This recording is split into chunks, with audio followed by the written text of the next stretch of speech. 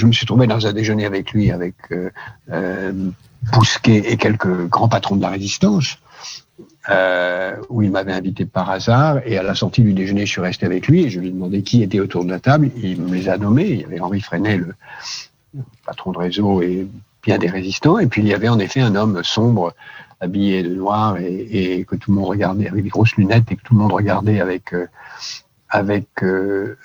considération, et il m'a dit René Bousquet, ancien sous-préfet, qui était devenu célèbre en sauvant un enfant qui se noyait dans la Garonne, qui ensuite est devenu secrétaire général de la police de Vichy.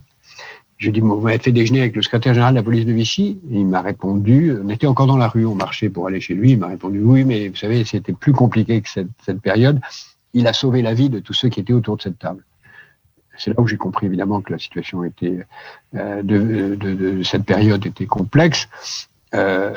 C'était avant la révélation par Darquier de Bellepoix de ce que Bousquet était le responsable de la rafle du Veldiv.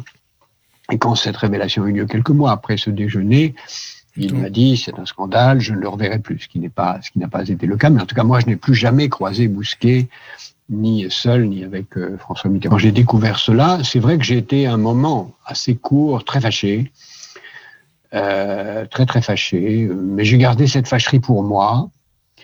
Et en réfléchissant, je me suis dit, au fond, il a été un grand résistant, il n'a rien fait de mal.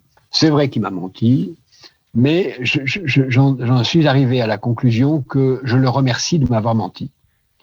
Parce que dans la fougue de ma jeunesse, j'avais 30 ans, si j'avais su que François Mitterrand avait été pendant 18 mois à Vichy, je pense que j'aurais refusé de travailler avec lui. Et ça aurait changé le cours de votre vie. Et j'aurais eu tort. J'aurais eu tort parce que ça aurait été injuste. Et donc,